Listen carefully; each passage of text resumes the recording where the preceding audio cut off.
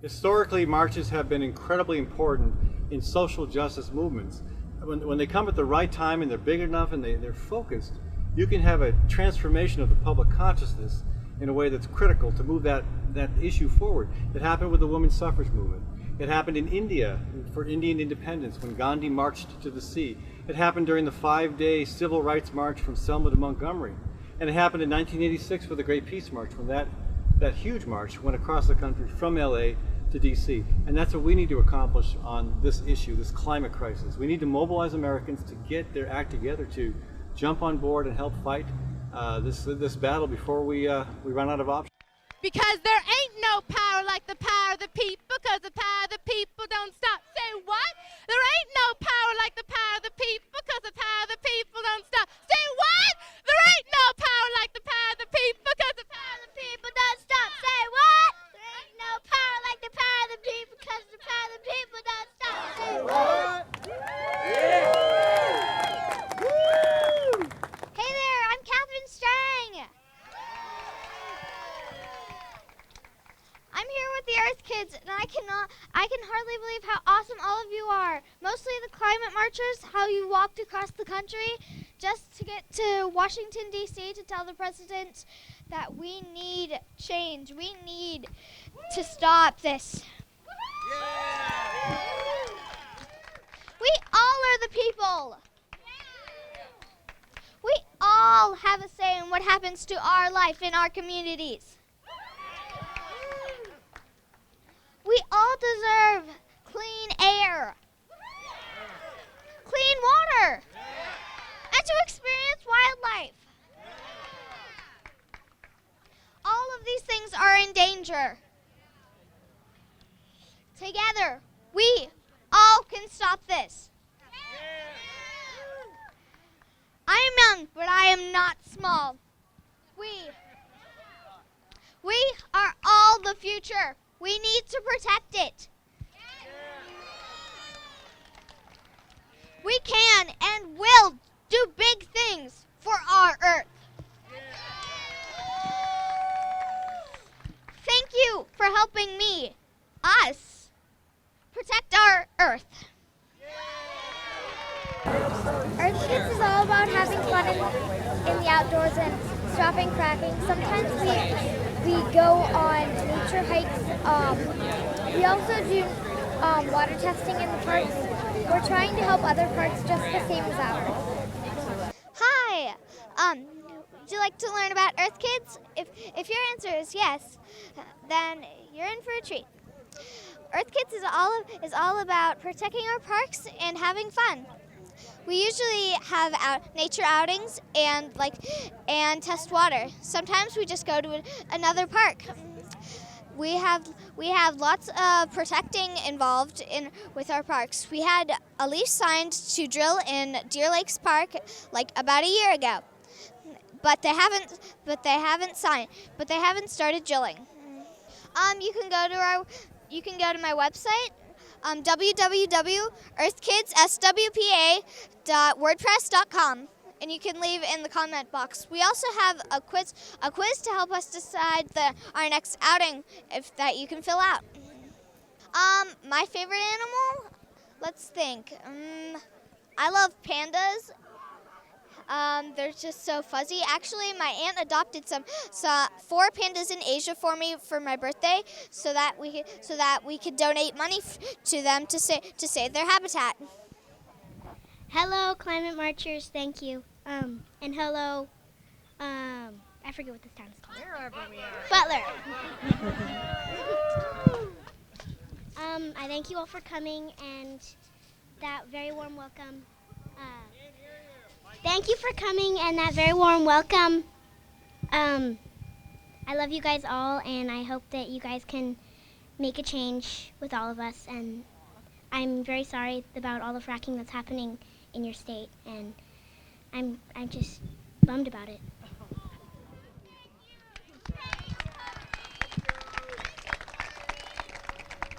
Our whole family is on the march, and we've been climate concerned for a number of years, but we've decided to put aside our business as usual to get out on the street and sound the alarm about what's happening and do what we can for justice. What I want to say is that you're not alone. Pennsylvania is not alone. Ohio is not alone. West Virginia is not alone. Millions of people across the country are learning that natural gas is not only a disaster for the places where it's being extracted from the ground, but it's actually a disaster for us all. The EPA relies on the natural gas industry to self-report how much methane escapes from their wells. And they report around 1.6% leakage rate. Then this past year, much more sensitive measurements were done. It's more like 14 to 17%, which makes natural gas about 3 times more carbon intensive greenhouse gas producing than coal. So it's really life and death for all of us. And we are with you because everyone's lives are on the stake.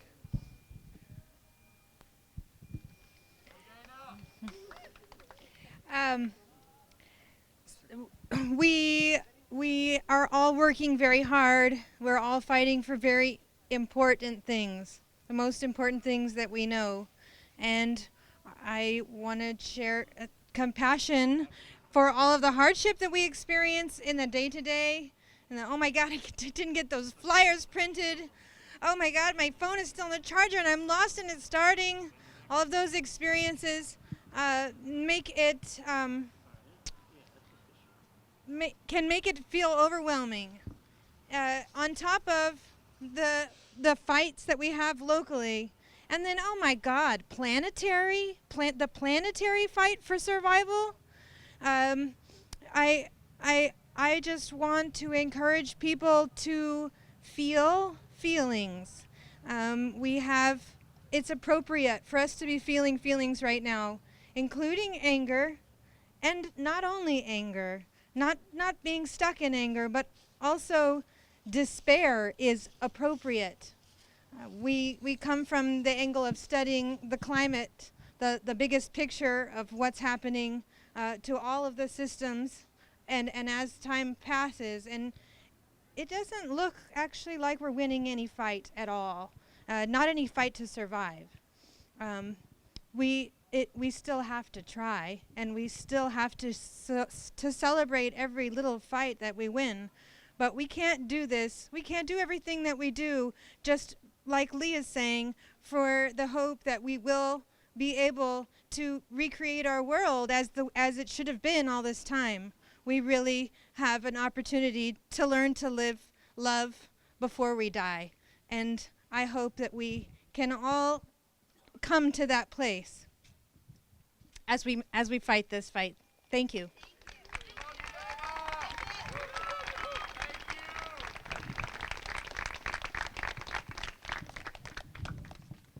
We have 2 more speakers, and then we're going to move down below. Well, no, we got a couple things to do before we move below. But the first is Lou Hancherick from Marcellus Outreach Butler. Lou's done just about every job you could ever think of. He's been a contractor. He's been a salesman. He was an astronaut, and he was a professional football player. And wow, way too much. This event is an intersection of a global happening. I think there's like a global frackdown happening in 32 countries, perhaps more than 30-some states, etc. But also, as you'll hear later on, this is also the introduction of a statewide event, a statewide effort in this global and statewide national fight. And it's also like from these brave persons who decide to foot their way across this country in support and trying to gather national support for climate change. And, and then we bring it down to the local level here. There's several groups from Western Pennsylvania, several groups from Butler. But just the same thing, there are several other movements happening in this country. First of all, we have an asthma problem. We have a cancer problem in this country. We have climate is, the changes in our climate are being precipitated. We have the fracking problem. And also, the climate change is affected by the fracking, which releases methane. It also poisons our water. Our health is being affected by the air that we breathe and the water that we drink. The health issue is especially affecting our children. And there's an effort you saw here earlier from the Mars group, but that's only part of it. There are several school districts in this state that are, and not only this state, but several states around us that are adjacent to fracking operations. These are sources of pollutions that can affect children's health. Well, anyway, there is an answer to this. And, we're all interconnected, just like the national, global, and local, and statewide. So is all of these issues. They all intersect. What affects one area affects us all. So, but it can be, the fossil fuel seems to be one of the big boogeymen in this effort. And it's the reckless way in which it's being extracted. But it can be replaced. We don't need it. It can be replaced by renewable energy. Yes, we don't need that fossil fuel. And just remember that how we're interconnected, that a defeat in one movement area is a defeat for us all. But the good news is a victory in one area is a victory for us all. So let's move on. All right. Hi, everyone. I'm Kelsey Juliana. I'm 18. I'm from Eugene, Oregon, and it's a pleasure. Really? I have to be louder? That's a first. I've ever heard that one before. Is this better? Yeah. All right. Okay. Well, I guess I'll repeat that. I'm 18 years old from Eugene, Oregon, and my name is Kelsey Juliana. Hello, everyone. So I can remember listening to stories from my mom telling me about the time she was hauled off by the cops for testing at the Nevada test sites. And as she's being taken away, she's chanting, "Ain't no power like the power of the people, 'cause the power of the people don't stop." Say what? Okay.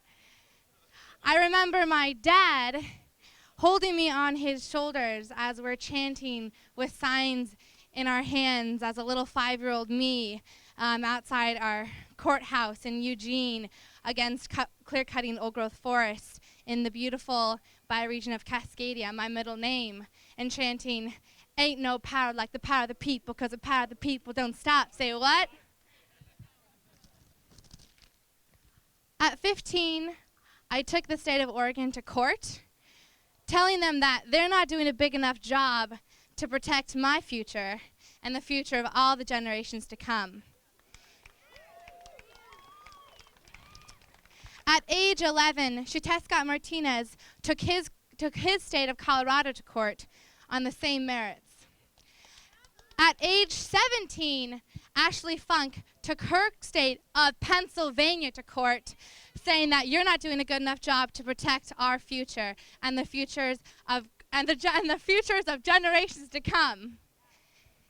This issue is not isolated by geography, by age, by the impacts that we're seeing from climate change. There are people from across the U.S., from different ages, from different backgrounds, from different places of heart that are coming together and fighting for this issue. I want you all to know that you're not alone. I'm from across the country, and yet somehow, miraculously, I'm here with you all today, making more friends, uniting our voices, and empowering ourselves. To those people who say that, wait, you know what? I wrote this out, so I'm going to read it, God damn it. I heard Tim DeChristopher speak at the Oregon State University, and the conference was themed around the apocalyptic times that we're facing from climate change. And he said, we can embrace our hope on the knowledge that we have the strength to face our insecurities. So with that said, to those of you who wish to give up the fight because you're tired, because you're hopeless, because you're not winning, to those of you who wish to apologize to me for leaving this earth in a mess for me to clean up, and to those of you who have opted for passive hope rather than active hope when you're looking at this earth and at the future to come, I just have one thing I want to say to you. How dare we let ourselves sink to that place of helplessness? How dare we not continue to live each day with conviction and integrity and hope? Because to not live each day with those things is, in my sense, not to live. Not only are we living each day with power and compassion and optimism and intensity and drive because we want to see something change, because we want to see a future that is better and cleaner and more livable, but also because that is the foundations of living. That is to live a good life, is to live with intensity, to live with passion, to live with fire, to live with love. So I challenge all of those of you who have found a place of despair or of helplessness or of I'm just not doing good enough. I challenge you to look at the way you live and to look at all that you've done and to give yourself a big fat kiss on the lips, because gosh darn it, you're doing enough. Or no. You're doing a good job, and we all have a lot to go. But like I said, I am one youth plaintiff on a lawsuit taking my government to court because they're not doing enough. But I'm not the only one. I'm joined by youth in every state in the country and internationally. And we are supported by our parents, by my younger brother, by my grandparents, and by people I haven't even met. This is an incredibly interconnected community on an incredibly interconnected issue, and it's going to take all of us, but all of us are going to win. Because there ain't no power like the power of the people, because the power of the people don't stop. Say what? There ain't no power like the power of the people, because the power of the people don't stop. Say what? There ain't no power like the power of the people, because the power of the people don't stop. Say what? Ain't no power like the power of the people, because the power of the people don't stop. Say what? My name is Reverend Monica Beasley Martin. I'm with Defenders of the Earth Outreach Mission, which is a ministry made up of people from various ethnic groups and various faiths that believe that we are destroying Mother Earth and that we need to speak out and try to do something about that. And I'm also part of Frack Free Mahoning and Frack Free America. I think our greed, our love of money, the frackers come into areas such as Youngstown, such as Butler, that maybe are experiencing some economic crisis, and they promise them the proverbial carrot on the stick and say, if you let us do this, you will now have money again. But as we all know, there's a cost to pay. And first of all, we know that the jobs are not really there. They're not coming. The few people that get jobs, they are jobs that will kill you. They are driving brine trucks. We have a friend named Randy Moyer that only drove for a few months, and now he is poisoned with radiation. We are poisoning the earth. We are destroying the earth. The earth is crying out with earthquakes, telling us to stop, but we continue to do that.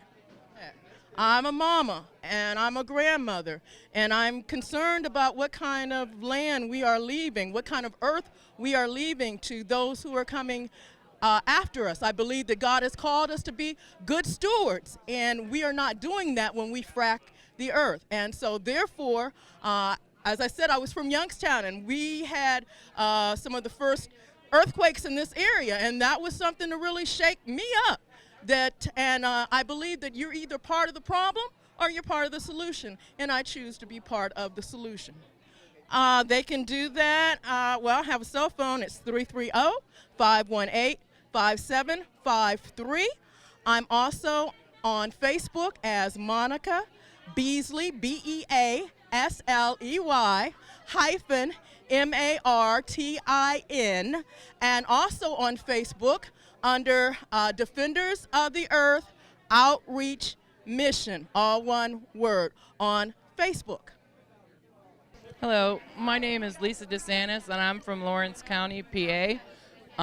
Usually, I support this climate action and the climate walk because I'm just a mother and I want to protect for future generations our water. I follow fracking water in and fracking water out. And the production reports in Lawrence County aren't matching up with the waste reports. They're just magically making the waste disappear. Hillcorp Energy claims that they made no drill cuttings actually at all in the self-reporting period from January till June of 2014. I clearly saw them make it. I clearly saw them put it in a truck, and I clearly saw them take it away. I have pictures of it, but yet they report none of it. So our DEP's failing us, and then when we report this stuff, all we're doing is DEP's job. So I made the CELDEF meeting at Youngstown last week, and it's kind of was a smack in the face to the fact that what we're doing is their job. And I'm tired of doing their job. They should be protecting us. I really, really wish DEP was protecting us. And I just want to protect the waters. And did you talk? I'm done. I don't know. I'm failing. The problem with fracking is the fact that I had to go and bathe in toxic water to be societally correct to come and perform here today for this event. Water that lit on fire. My name's Anita. I come from Canada. I live near Ottawa. I came on the climate march so that I can help get climate action in the U.S.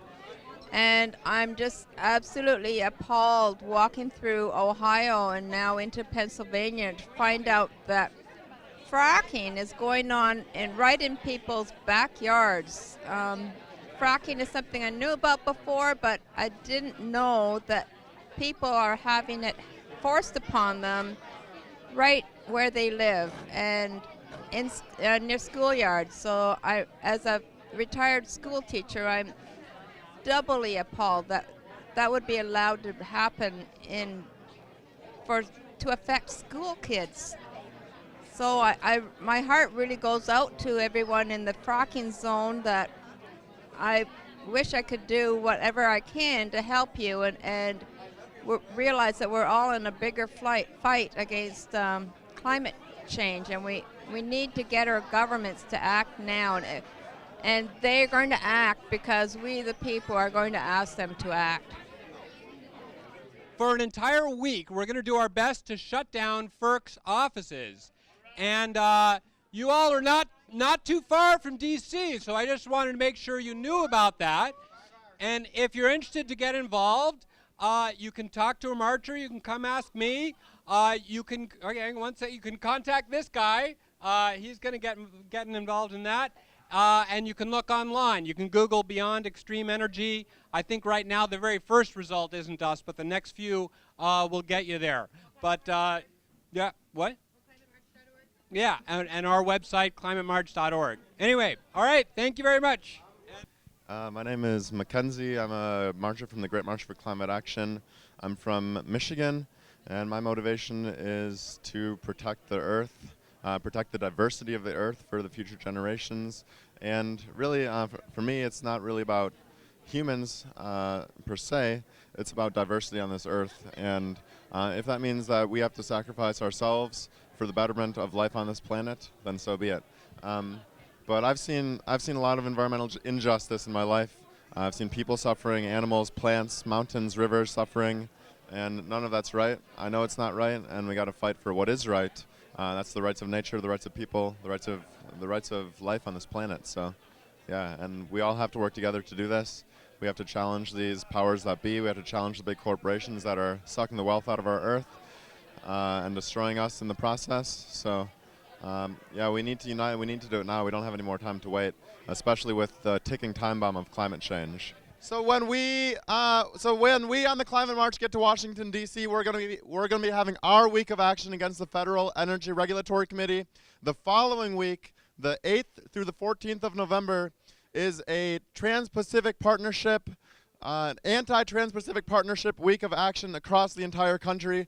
The Trans-Pacific Partnership, if you don't know, is basically setting the legal arrangements between the United States and a lot of the Pacific region to expand free trade. And what that's going to do here is increase our exports of natural gas and coal and oil. So we need to stop the Trans-Pacific Partnership. These are the legal arrangements internationally that allow this stuff to happen at all on our homeland and elsewhere in the world. So look up on Popular Resistance. You can find our week of action and more information about that. And you can also find information on the TPP week of action as well. Thank you. Nuclear power is in no way, absolutely no way, a solution to climate change. It's in no way a solution to our energy crisis. In terms of energy, the only things that have any feasibility are wind and solar, but even those are industrial solutions that require fossil fuels to make, require fossil fuels to put into the ground. Industrial solutions have to be pushed outside of the door, and we need to look for the earth for our solutions. Nuclear energy at every single level is highly toxic. When we were out in New Mexico, we passed by a bunch of indigenous communities and a bunch of non-indigenous communities out there that are suffering from many years of uranium mining and of the nuclear power plants that are polluting their air and are killing their water sources and destroying their lives. And people are dying every single day from nuclear. And I'm not talking about Fukushima. I'm not talking about when these things, when we have abnormalities with these things, which of course really aren't abnormal. Those eventually will happen no matter what. But nuclear power is a death sentence for life on this planet. Just amazing. And to have everybody understand that what hardships they've gone through to bring this issue to the foreground for everybody. It's just amazing to me. Thanks, Lou. And I hope that everybody understands that this is a huge battle that we're fighting, and that together, united, we are going to be able to win. And that's one of the reasons why we want to introduce the rollout of Pennsylvanians Against Fracking. It's a statewide coalition that Diane and I have worked on with people across the state. You know, we were talking earlier, and it's going on 5 years since we founded Marcellus Protest and developed this gigantic family that we all belong to now. And it was 4 years ago that we had the ban in Pittsburgh, which was the first ban in the world, I think, for a major city. So now, since the first drilling, horizontal drilling was done in Pennsylvania, we're really starting to see the negative impacts. A lot of people are sick. In the spring, we lost a good friend and fractivist, Terry Greenwood, from this industry. We have hundreds of families still living without water. And when Janet was describing a water buffalo, I don't know if many of you know this, but that water buffalo isn't even potable water for drinking. That's just for bathing. Their water is so toxic they can't even bathe in it. They still have to bring in bottled water for cooking and drinking. That's how insane it is right now.